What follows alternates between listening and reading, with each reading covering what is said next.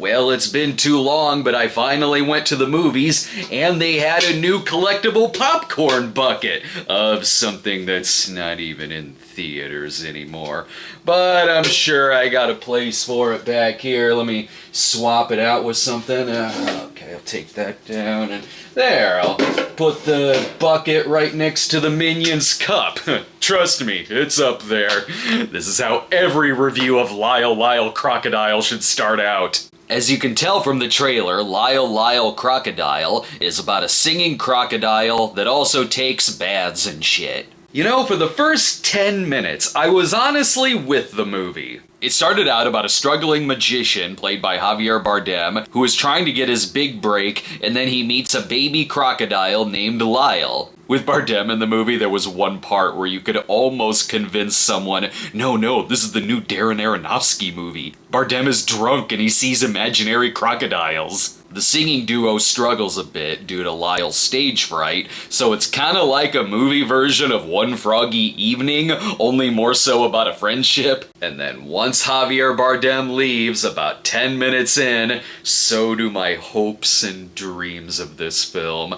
Oh sure, he comes back at about the halfway point, but it was too late. Like I said, I found the first part a nice surprise, but once he's gone, and then our real main characters pull up, then it becomes the exact movie you think it is, with the exact plot you've seen dozens of times. The kid is the new kid in school, he's shy, he finds Lyle, they become friends, he has to hide him, animal control is after him, then he gets close with the parents as Lyle gives them confidence. Even if it means wrestling the shit out of them. There's the nosy neighbor who is obsessed over the rules and stalks them and complains about the noise. If you liked Brett Gelman on Stranger Things, you'll probably like him here too. He's pretty much the same character. Also, I almost respect how the climax goes for both the racing to the talent show finale and a courtroom scene finale. But hey, when Javier Bardem is in this, it elevates the movie like nothing else. I'm gonna tell everyone that this is being the Ricardos. He is all in on this material. I like that they never make him a villain. He's just a flawed dude who makes mistakes, drinks a lot, owes money to people, and he tries to make the best out of the situation, and his character has a nice arc, too. I love one part where a couple of people are talking on the street, and then he just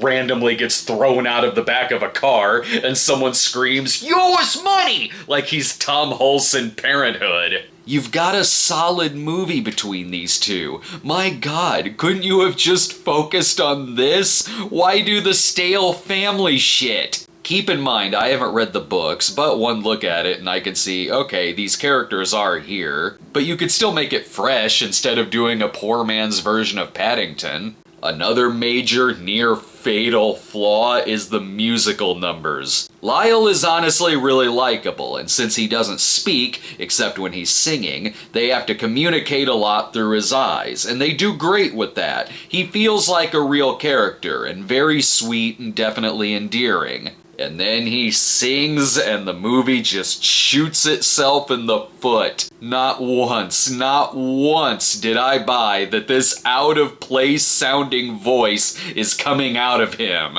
The musical numbers here go from unintentionally funny to just downright annoying when that voice comes out. It sounds like it should be from Sing, which makes sense. Shawn Mendes had songs in that one too. I could buy this if it were a much deeper voice or almost operatic, maybe something like this. I can sing!